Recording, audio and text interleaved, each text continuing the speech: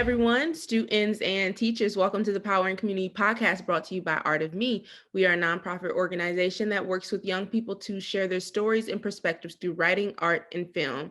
Chanda here, and I'm back with another amazing filmmaker who will be talking to us about so many things concerning telling our own stories, living in Chicago, being a Black man and a Black filmmaker, and genuinely giving us some tips and ideas about how we can stay true to the stories we want to tell and empower our own communities. Today on the podcast, we have Jehan Patterson, who is a Chicago-based writer and director. Welcome to the podcast, Jehan. Thank you for having me. Hey, everybody. Yeah, so Jehan is one of my few film friends that I have had on the podcast with the Nate Parker Film Foundation. I feel like I'm always picking you all to come on because we are a family over there. And then that's the closest connection I have to a lot of the film opportunities that I do get. And so I'm always interested to hear what they have to say about their processes in filmmaking. And I'm hoping that Jehan can bring us a lot more information today. So I want him to talk a little bit more about himself. So I'm going to start out with that question. Talk to us about who you are and what you do. All right. So yeah, you said my name, Jahan Patterson, a Chicago-based writer director. Grew up in the south suburbs of Chicago, and yeah, I make films. I write. I do all types of writing actually, because I find writing helps you with filmmaking, helps you become a better filmmaker. And yeah, I'm just all around. I just adore the arts. I just adore art. Yeah, it's so funny because it's so hard for me to describe myself as anything outside of artist. My mom used to say Renaissance man, but yeah, just books, literature. I love reading. I love studying crafts. So yeah, that's just a little bit about me. Yeah, I'm definitely a books person too. I definitely say that if you want to tell great stories, you need to read great books. So speaking of film, talk to us about your upcoming film that you're still working on called Heart of the City. What is this film about? The Heart of the City is neo-noir film. Black people don't really get it, noir or neo-noir. We have been in historically. It's a neo-noir film centered around two brothers who find themselves at the center of a conspiracy involving the Chicago Police Department, and it explores those brothers' relationships as well as the people around them and how they're all affected and how all of that seeps into Chicago culture. Ultimately, it's very individualized because I understand it's about at its core, it does have a lot to do with police corruption. We talk about corruption and just things centering around that, people, all these other influences that go into that, how people look at the Chicago Police Department from the outside looking in. But it's a very Chicago story, and it has a lot of heart to it. Hence the name Heart of the City film. I like that. I like how you brought that back around. So, is this your first experience directing a film? If so, what was that like for you? And if not, how is this experience different from any other film projects that you may have directed in the past or worked on in the past? So it's actually not my first experience directing. I've been directing for a while now. I mean, if I wanted to be that type of person, I could say my directing experience goes back to high school. I mean, when I typically talk about my projects, I don't talk about high school projects because I mean, I was in high school at the time. So lack of funding and resources and stuff like that. But even since I've been out of high school, I've directed on a number of short films, series, and interviews. I've directed a number of interviews together. And well, how I always consider the arts, in a frame of sports, because I grew up playing sports in Chicago. Young Black men in Chicago, sports is like big, all of them, like football, basketball, track. Like we all play sports growing up. That's how we all know each other. So like in the essence of sports, I always consider those past projects to be sort of like if you're a track runner and you're running the 100 meter. And what the 100 meter is I'm not sure what it is on a professional track, but I know on the outdoor track at the high school 100 meters is like half of a track. I believe it's half of a track, which is a sprint. And when you're sprinting, you're using up all that. I'm not to get into science. I know this is a science class, but there's certain time anaerobic. You're using all that anaerobic energy, and you're sprinting. It's very short distance, but you can't keep up that energy for a long period of time. And what directing a feature film for the first time really did for me was it allowed me to tap into that.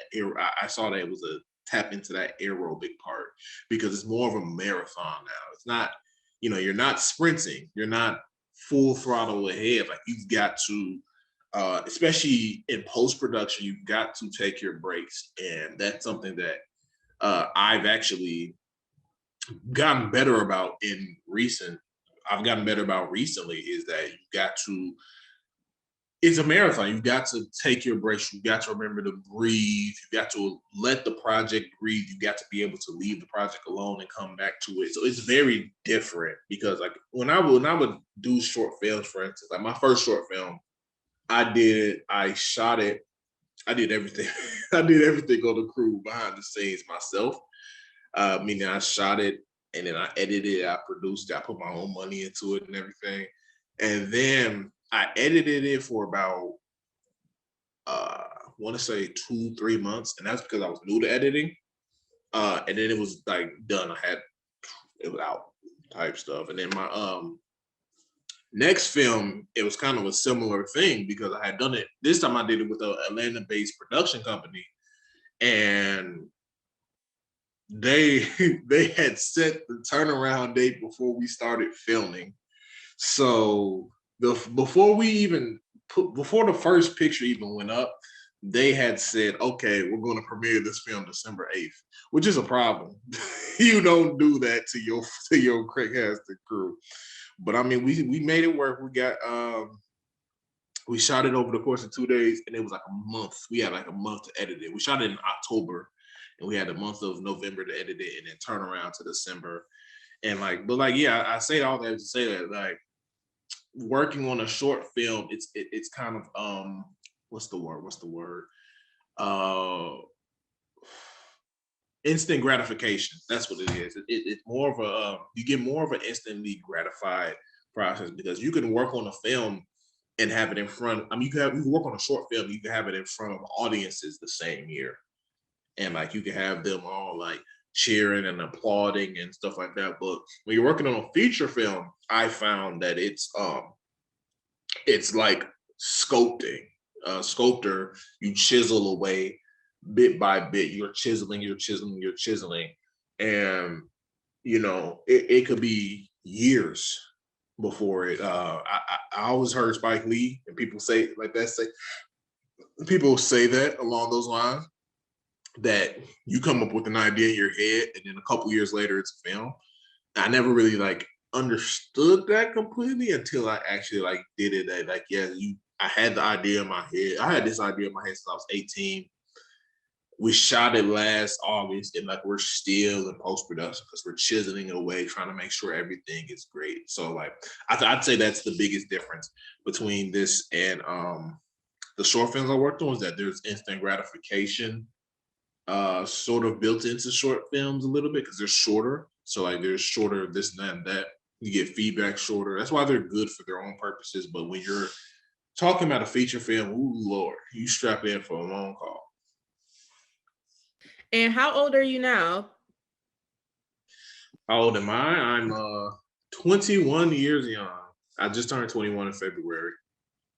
Okay, so you had that idea since you were 18 and you just started putting it into play recently. And that's something that I wanted to talk to our students about. Just like you said, that marathon portion of it, that short films give you instant gratification, short films give you instant gratification, quicker feedback, all of those things, but features take a longer time to complete, a longer time to distribute, all of those things. And we have to understand that certain projects just give us just certain outcomes, I would say. And we have to have patience, and then we have to run our own races. Even when you say it's a marathon, not a sprint, your marathon may look different than another person's marathon. You may run into different issues and tribulations than somebody else. And so when we look at other people's projects and things like that, I always like to have this comparison conversation about just things taking time and ideas and stuff taking time. And something you said way earlier, you said you were writing and directing when you were in high school, but you wouldn't call yourself a director or whatever at that time.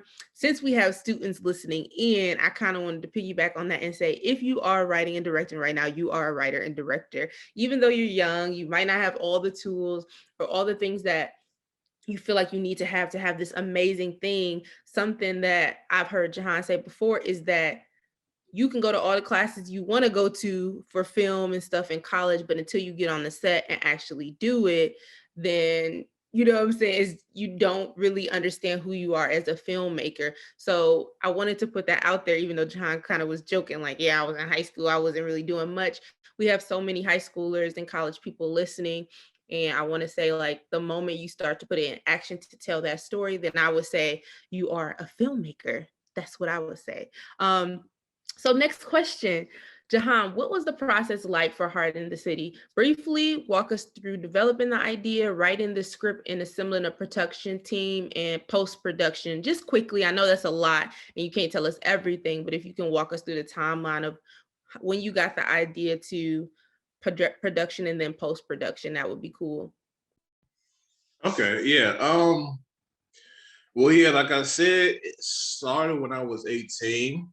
And like just like, going back to what you said, there's this whole thing about just being patient and taking your time. There's a Martin Scorsese quote I saw the other day where he's like, the people that excel in film are not the most brilliant people. Because there are plenty of brilliant people that can't film. He says it's the most patient people, because like you've got to realize that like when you make it, you can't make it when you write it or something, you can't make that right away. So when you're planting those seeds, that's what it is. You're planting seeds, at least with a feature film. With certain types of short films as well, you're making investments. So like when I was 18, I made that investment, which is in writing that first version of Heart of the City. And it was like a completely different film. You can ask my producer. My producer is the only person on the project that read the absolute first draft of the film back when I was 18. And like it was, yeah, he was like, this is like a different story. We were on set, he was like, this is completely just this wasn't even the same story. But like, yeah, it's just since I was 18, I think what was really important about that was that I wrote it. This is my personal process. I wrote it, but what's very important is that I went away and I wrote other stuff. And I think that's extremely important. You go away, you write other stuff, because not everything you write is going to make it to the screen, but it gives you time to refresh, to sharpen your sword. And then so like by the time I came back to Heart of the City, I want to say I came back to about a year, 2 years later, after just leaving it alone. After just leaving it alone for about a year, I had all these fresh ideas. I was like, oh, why don't I do this, that, this? And then there's also the studying your craft portion of it, because I studied a lot of I read a lot of screenwriting, I follow a lot of screenwriters, I watch interviews, read scripts, you study, because it's a skill. It's in your brain, like, and your brain just like any other physical exercise where if you're sprinting in order to get more in shape, your lungs to expand, you need to sprint, then you need to rest, then you need to practice. It's practice, practice until you get to that point. So after that writing process, I think I might have gone through like 20 drafts of Heart of the City. I went through a lot of drafts of the film. Then yeah, pre-production came around, and two, I think what was also important is just getting comfortable with failing, because a lot of what I put into pre-production, I had a lot of plans into place of pre-production, people to call into pre-production, and then COVID happened, because I shot this film during COVID. So COVID happened. A lot of people weren't available, which had to be a non-union project. I had to make this non-union project because, you know, unions weren't filming when I was filming. So like now we have to take our own safety precautions. This is a now non-union project. And it's just along the lines of getting it done. That's something that Nate, our mentor, me and Chanda's mentor, Nate Parker, he really reinforced it to me. It was just the fact that you just need to get it done. Like it doesn't matter how it comes out or who whopped the bam. Just get it finished, get it in a cam. Like because there are so many people that set out to make a film, but there are way less people that press play on their film. So their film is like somewhere. So I think I've really internalized that. We put together a pre-production team, not pre-production. We put together a production team of 7 or 8 people. And if you another thing about film set, usually 50 people is a small film set. 50 people was a small film set, so 7 or 8 people. And by the grace of God, over the course of 11 days, we did shoot the film, got the film in the cam. And yeah, we've been in post-production since then. So assembling the post-production team, I will say, has been difficult. We've had to make a lot of changes. But like I said, you got to get comfortable with failing. You have to get comfortable with failing. So like just when you get knocked down on your face, you got about 20. I always tell myself you got about 24 hours. You could be upset, but then now, you know, the film needs a sound person. You got to go find a sound person. The film needs the X, Y, and Z. You got to go find X, Y, and Z. So that's where we're at right now. I love the idea of letting yourself be upset for 24 hours because I think sometimes we live in like such a grind culture where people are like, oh, you let that knock you down. Oh, you let that get you upset. Like people really try to cut out the emotional part of being human. And that's to me not the answer. But I like the idea of giving yourself 24 hours to just sit and feel and be angry and be upset. But then you're like, okay, now I want this film to be made. I want it to get done. So now let's see what we got to do, who we got to call, what do we need to get lined up to make it happen in the future. I will always say, like sometimes when you're working on projects and stuff, you really cannot let how other people handle things determine how you are handling things. It's nice to be able to look at different filmmakers and stuff like that and take notes and say, oh, I like that. But you really have to develop your own work ethic in order to make sure your project takes place. So switching gears a little bit. So you're based in Chicago, born and raised there. How does this affect your storytelling and the films you want to create? How does it affect? Actually, kind of piggyback off of what you said. I was going to piggyback, but see, the thing is, I started talking and then the mic was muted, and I was like, oh, shoot, let me just. But like, yeah, you're absolutely right because we do live in this grind culture of people seeming to believe that getting used to rejection means not letting it affect you. And I think showing emotion and being able to express yourself, understanding how you express yourself, and being emotionally intelligent, as not just it's not just part of it. It's human. It's 100% human.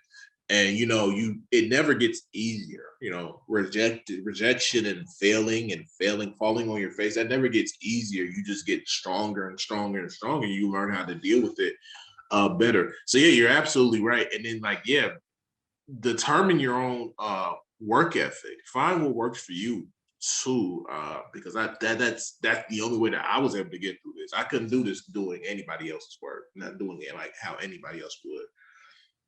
And then coming back to the Chicago part of it, well, I guess that feeds right in right into the Chicago part of it, just the work ethic. Because Chicago, people don't understand that the Chicago is a blue collar place. We grow up very blue collar. You know, our not our ancestors, but our aunts and uncles, our moms and our dads. They have this really grind mentality. Not to contradict myself earlier, but like they have this real get it out the mud sort of mentality, and it's infectious. And it's like that directly goes into me when I'm filmmaking because I have this idea that like you know I never give up. That's one thing my dad always preached to me was never to give up because there's a lot of people that give up. In Chicago, you can go up and down the street, you see people like living in eternal like pits of regret because they gave up on their dreams and they gave up on who they are. And how it affects my storytelling. That's a good one. How it affects my storytelling. I'd say, first of all, just the culture. I always put Chicago culture in my storytelling. Chicago slang. I don't go too in depth because like a lot of people don't know Chicago slang like that. But like, for instance, like I was very. I'll give you an example on Heart of the City. There's a part of the script where our actress, she says, last time I checked, we on the South Side. And I was like, no, don't say that. Don't say that. I was like, no. Because it's written in the script is that we out South. Because that's out South is, South Side is technically out South and over East, but we on the South Side, you sound like one of these HBO shows, just to call a spade a spade. But yeah, it's just like little stuff like that. I think it's so important to include in my artwork because looking down the road when Chicago is no more, when American civilization has fallen, like I personally believe that history always repeats itself. So American civilization, all these civilizations are always destined to fall. And like how we look back at the work of Homer, for instance, to get a little bit of a glimpse into ancient Greek beliefs and how Greek people lived, or we look back at Shakespeare to get a look back at how what society was like during his time in England. They're going to be looking back at us. And to me, making this art, making sure Chicago is represented beautifully is how I make sure that we are not immortal, because immortal sounds a little vain, but how I make sure that our transparency, that people are going to look back and they're going to see like we're here. And that gives way for me to talk about so much more in comparison to Chicago because it's so segregated and we live in such a segregated time and there's just so many social issues and like things going on within Chicago. And I do not want to be like lost like tears in the rain. So you sound a lot like Nate because he always talks about what we're doing is not for the accolades and the critiques and the applause, but it is to put something in place so that somebody who comes after us can look and see and create their own stories while also trying to understand where they came from. So that when you said that, that made me think of Nate a lot. I was like, yeah, Jahan's under Nate. You could totally tell. And I mean, you both have a point. If we're not doing it for that, I really don't understand. I mean, obviously people do it for fame and fortune and all that stuff, and that's great. That's not necessarily completely negative, but you have to create things that empower the next people who come after you. Like to me, that's the importance of filmmaking and telling stories. But speaking of telling stories and filmmaking, something I noticed about your Instagram, because I follow you on the gram, is that you are prone to posting movie clips or still shots of movies, which I think is super unique. I feel like you don't see that a lot. I mean, maybe I'm not following the right people, but you don't see that a lot. You see people posting stuff of themselves or their own films, which you do that too. But I noticed that you like to kind of curate that on your page. Without knowing you very well, I say you are a total movie buff. Would you say that that's true? And what would you say your all-time favorite film is, or at least your top 3 favorite films?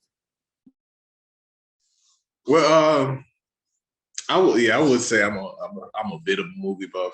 I find myself in films a lot.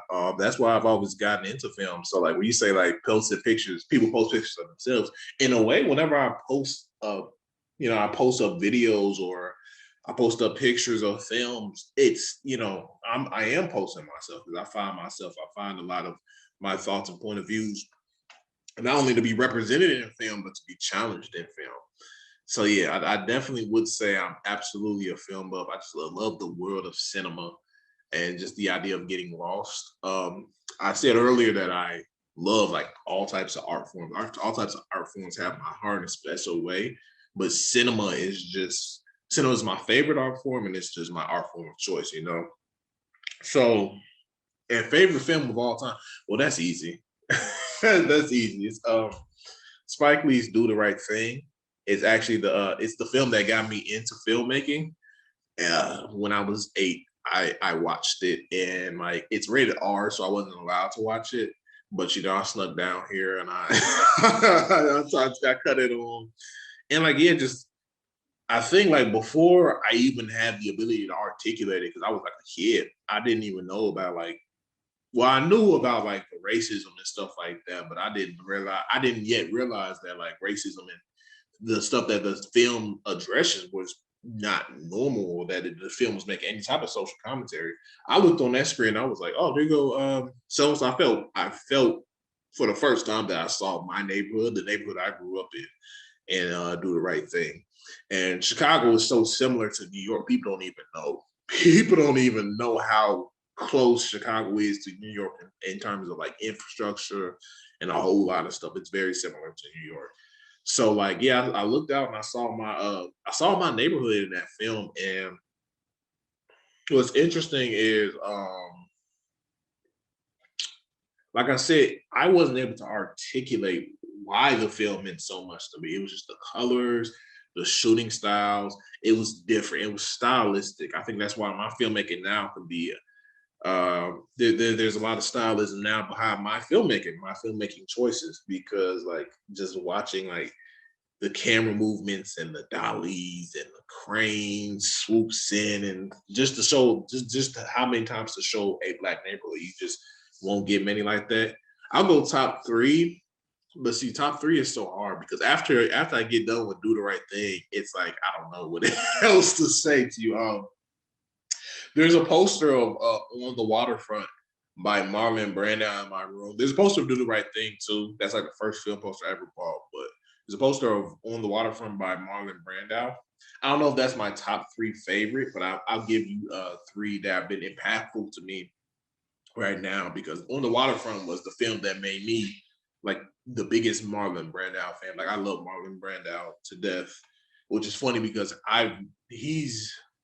he died the year I was born. So like everything I'm watching from is like it's like way, way, way in the past. But like, yeah, I love Marlon Brando. And On the Waterfront is just it feels like a moving story, and it's an age-old story that connects to present day. Plus, I just love the anybody who's ever watched On the Waterfront, which probably isn't anybody, because it's like a movie from the 50s. But there's a monologue in there. I could have been a star. I could have been a contender. I could have been somebody instead of a bum, which is what I am. Let's face it. That's like my favorite monologue of all time. That's like I absolutely just film, theater, anything else, anything. That's just my favorite monologue. My personal favorite monologue of all time. I could have been a star. I found myself reenacting it when I'm just sitting alone. I could have been a star. I could have been a contender. I could have been somebody. And then there's The Godfather too. I think The Godfather was also very important to my learning as a filmmaker, just because it's such a master. It shows such a mastery of the craft of filmmaking in all facets. I mean, there's the block, everything like Francis Ford Coppola does with that film. The Godfather made me a Francis Ford Coppola fan. So you have On the Waterfront made me a Marlon Brando fan. The Godfather made me a Francis Ford Coppola fan. And everything that he does with the blocking and the subtext, he also wrote the script. The blocking and the subtext, so much that's meant but isn't said, and the camera movements, and it's fantastical approach. I've heard people say they don't like the film because it's not realistic. It's not realistic. Mob is not a realistic mob movie, which it isn't. That's not how the mob like really is. I know for a fact, at least not in Chicago, that's not how the mob was. But it has I don't think it was ever trying to be a realistic mob movie. It has this sort of fantastical fantasy approach to it. It's like a king, his sons, in his kingdom. And it feels like a bedtime. If it's told a different way, it could be a bedtime story for children. So like I The Godfather, I've seen that movie a million times and it's been impactful to me. I always say part one over part two. Part one has the better filmmaking, part two has a better script to me. So Yeah, you can tell you're really passionate about this. I bet you if the whole podcast episode was about those three films, we could probably talk all day. You can tell you really enjoy that. So let's talk about a dream project. If you had a do you have a dream project?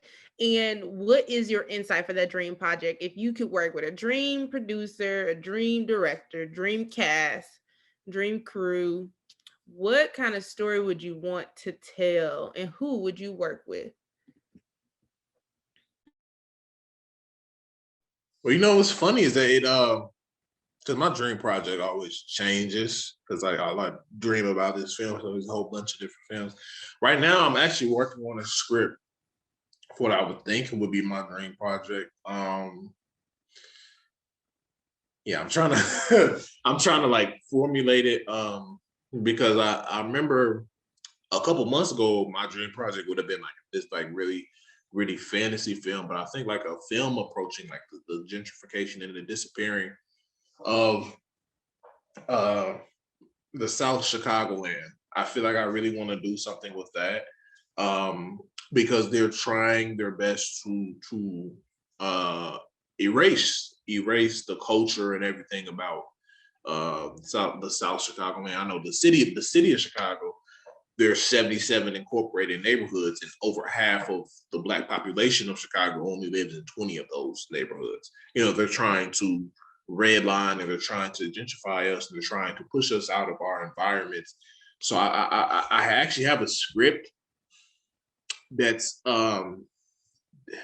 dealing with something in relation to that. I've never been a the type that's going to like, okay, well, this just take this chunk of like articulate information, just plop it right into our script. Like I've never been that type, but I do what I do is I frame historical things like that as the background for a story going on. So I've been writing about the closing of a deli shop in the South Chicago area in a suburb called Markham. Markham's right up the street. Matter of fact, it's in a suburb called Markham. It's a predominantly Black suburb, and they're closing it down because they want to open white stores and things in that area. And it's just not only just about the closing of that store, but it's about the unpacking of trauma that a lot of us carry because we carry so much trauma. The average Black person in the Chicago area, we carry so much trauma within us, and then we don't get to unpack it. So I really wanted to unpack it. It's kind of written like a stage play, actually. It's very heavily August Wilson influenced at this moment. I'm actually in my first draft of it, so I know for a fact that it's not going to be on any screen for a couple of years, but investments. As for dream producers and cast, I mean, I never really think about that. I really want to work with Maya from NPF, so that'd be nice. Um, and dream cast. See, I haven't even because the characters aren't even fully like finalized. So I don't even know.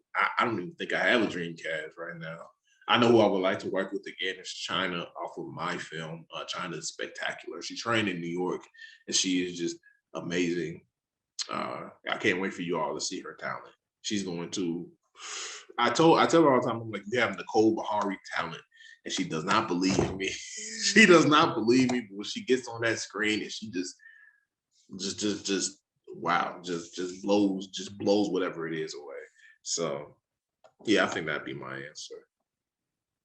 Nicole Bahari, that's a huge compliment. So I'm excited to see um this other young lady that you're talking about because Nicole is I mean that lady is great at what she does, but I love how your pick of your dream cast are people you already know.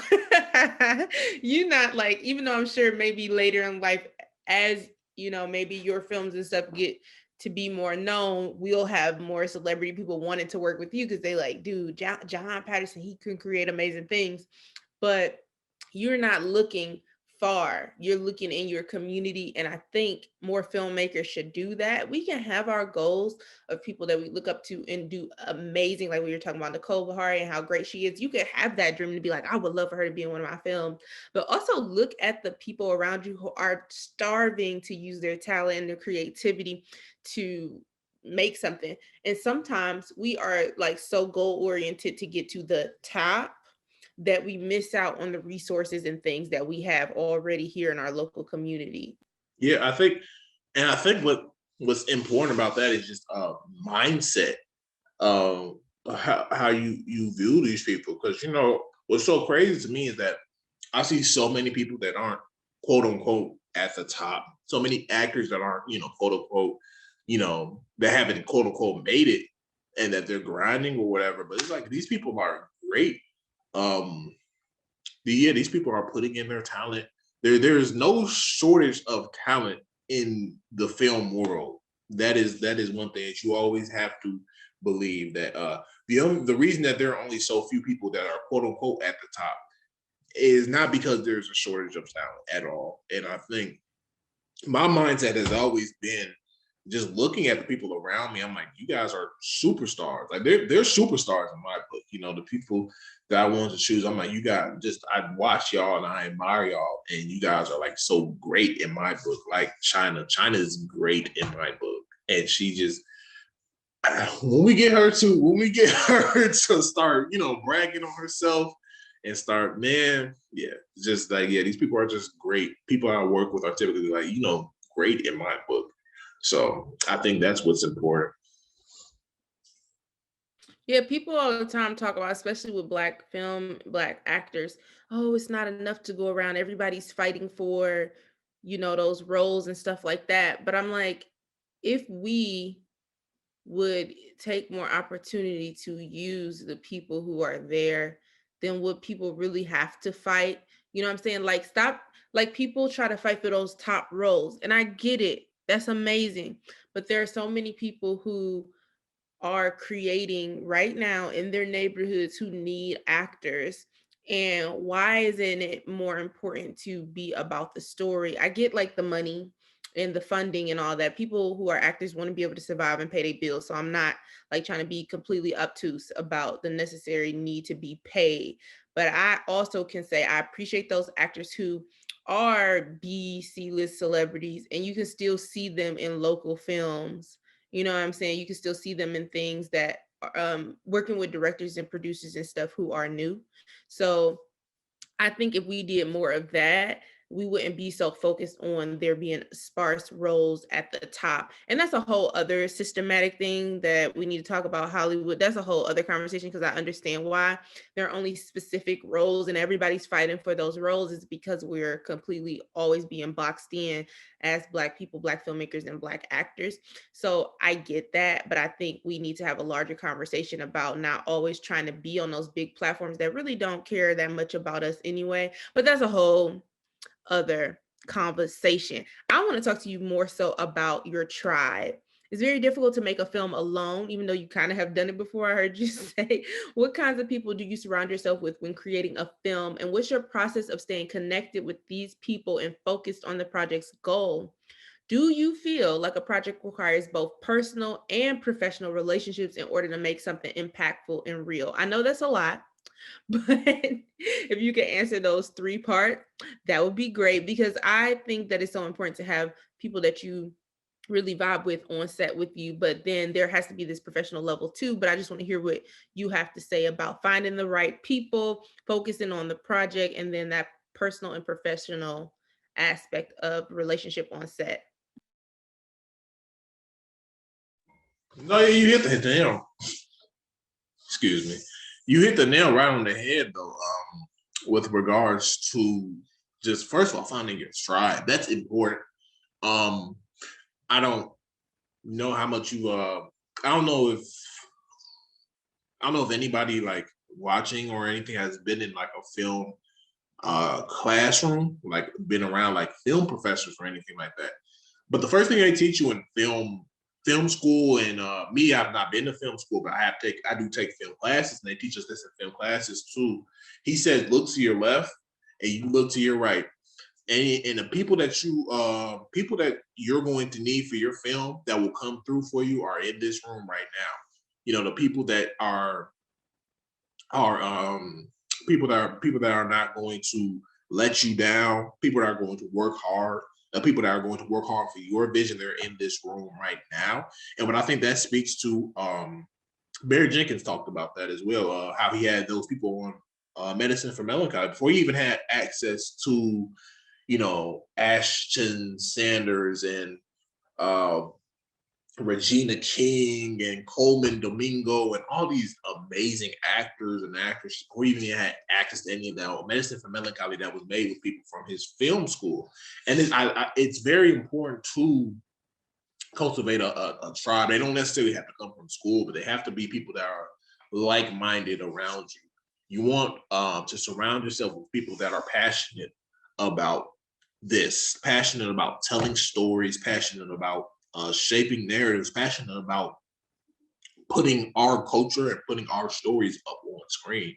I feel like it's always something that you want to be surrounded with. Me personally, at least, that's what I typically tend to gravitate towards is people that are more so about the work.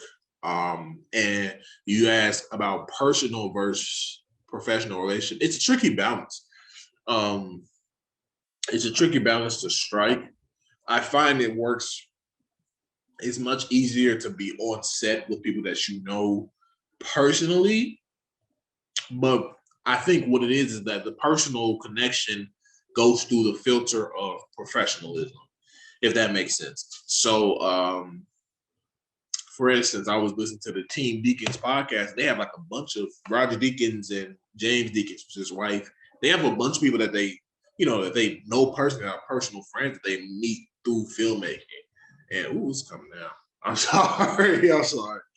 But yeah, they have a bunch of people that they meet through filmmaking. They're personal, they're great fans, they're near and dear friends. But you also need people that are not going to take your friendship for granted, if that makes sense. You know, you're being friendly with them does not jeopardize their role.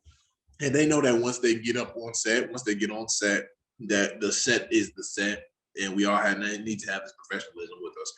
That being said, I do not. It's not that I don't like. I work either way, but like if it's somebody I personally know, somebody that's like personally been a friend to me, I'll give them. I will tend to gravitate towards them and give them a shot with showing what they can do on my project. That is very that's a sense of pride for me. I'm very proud of friends and people from my tribe getting on my project and showing the world what they can do. And that makes me very proud to be able to facilitate and be able to show. You know, I have a bunch of music friends, and like if I need a score for a film, I'll hit them up. I'm like, hey man, come get on my project, and like they'll give us this amazing score. And you know what the question is going to be after someone sees the film is, man, who scored this film? You know, it's just like it's things like that. So personal relationships, like I said, I think filmmaking is really a labor of love. So you have to surround yourself with people that you do love in one way or another, people that you adore, and people that that you hold near and dear to your heart. I think that's really the only way to get through it. Getting through a film. If you've ever heard a director or somebody talk about getting through a film professionally with people that they don't, just a whole bunch of people that they don't personally know or have any connection with, that's very hard to do. Just very hard to facilitate the chemistry on set because there's the human element of going in. There's a human element going into it. That's just really, really tough. So like, it's like being an unknown comedian in front of a tough crowd. Like, you can make it happen, but it's a grind. So did I answer everything? Yeah, you did. I know that it was a long question. I need to work on not asking those super long questions, but I'd be like wanting to compact so much into one question. But I definitely think you did. I love that you said it's a balance of I will give someone a chance, but then I want to see that they can do their very best to make sure that the film's vision goes forward. I guess my next question for you is something for our students listening in, our teachers who are assisting them with their filmmaking. How do our students stay dedicated to the stories they want to tell? Give some practical advice about the importance of that and how to do that. Well, you know what's interesting about how to stay dedicated? I find I'm more dedicated to films that I personally, I know you've heard of make films that you want to see. Well, the reason behind that is because you make films that are personal. They speak to you specifically. Um, I'm of the strong belief that filmmakers should not make films to speak to something. You should always be speaking to the human, because the human people are making the film, human people are behind the film, and human people are going to see the film. You should be speaking to something that's human. You should not be speaking to something abstract. So I feel like if you're making stuff that's personal, you're speaking to something like they're speaking to say human part within you. And I think that's the easiest way to stay determined. It's the easiest way to stay dedicated to the film, because when you reach hard times will come. Hard times will always come, but you reach those hard times, it's always nothing. It's a snap, because you're like, you remember why you're doing this. But when you're making a film, let's say you're making a film that's for, because you know people are going to like it, but you don't personally feel invested to it. You don't feel like you have any skin in the game. It doesn't talk to you like on a personal, soulful level. When you're making a film that like that, and things get hard, you're more inclined to be like, man, maybe we can check somewhere else, or maybe we can, steer in another direction. But I feel like when you're making something that's personal, you're making something that's truthful, and you're making something, near and dear to you, that dedication, honestly, dedication is like baked into it, honestly. And then what was the second part of that? It was the second part of that question. Well, why it's important, but how to do it. Mm. Yeah, it's important. It's I think I answered why it's important, but like how to, but how to do so. I know you heard the advice: writing every day. Um, you don't have to like physically like write every day, but like make sure keep it on your mind. What I find is that we get so overwhelmed, and oftentimes it goes to the back of what we're thinking of. But like just keeping your passion, keeping your passion and your belief of the film, and keeping the film on your mind, not only allows it to develop in your brain, but allows you to stay dedicated to it, because you're like, okay, we're always thinking about it. It's something as simple as just,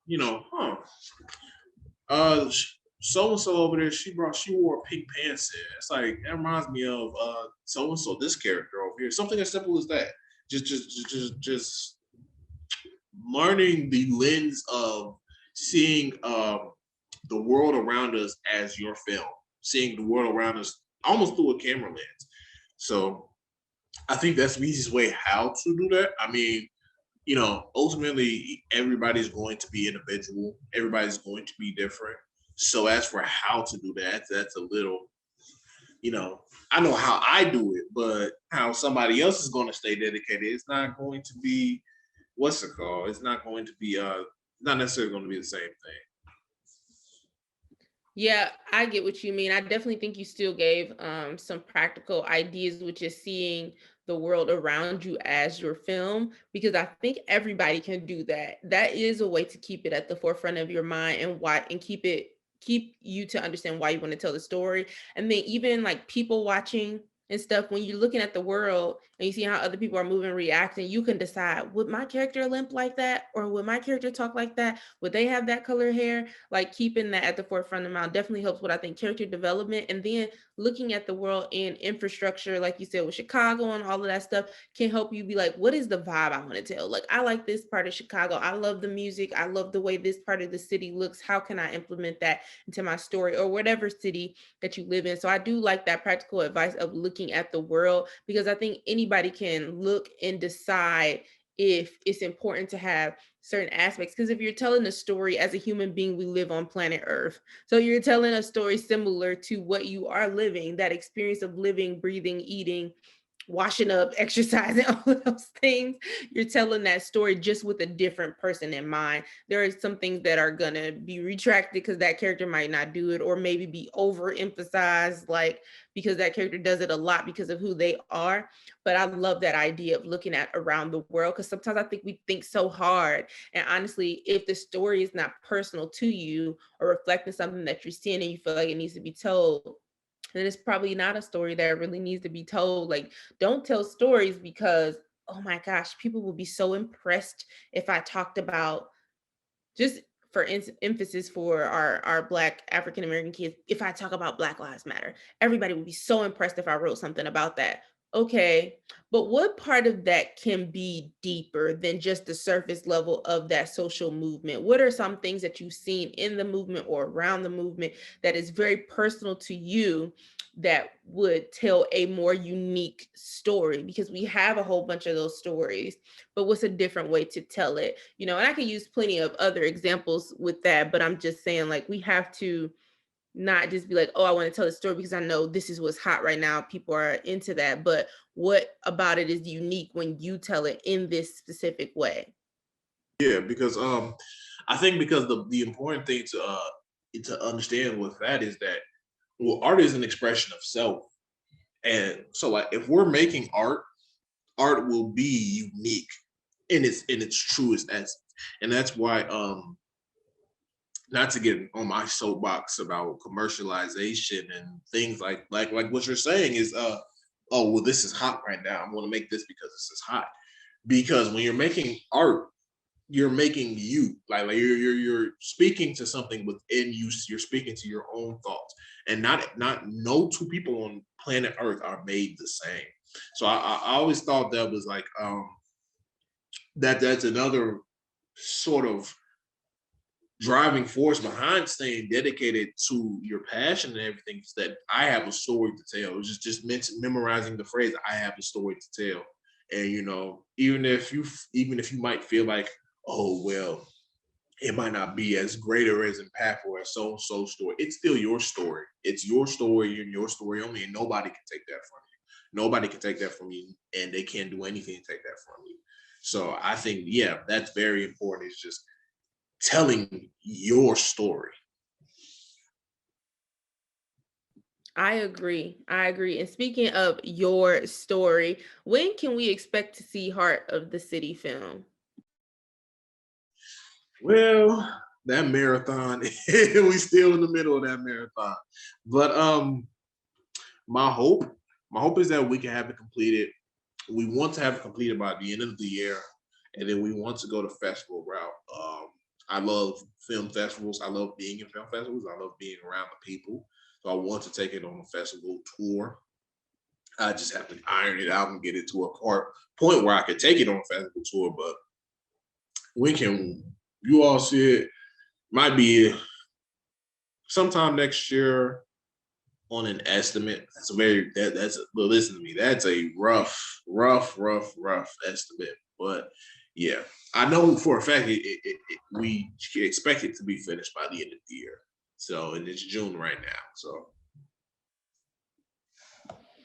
Well, we are excited and can't wait to see it. I think you have such a unique perspective on life and filmmaking. So I'm excited to see how that translates in your work.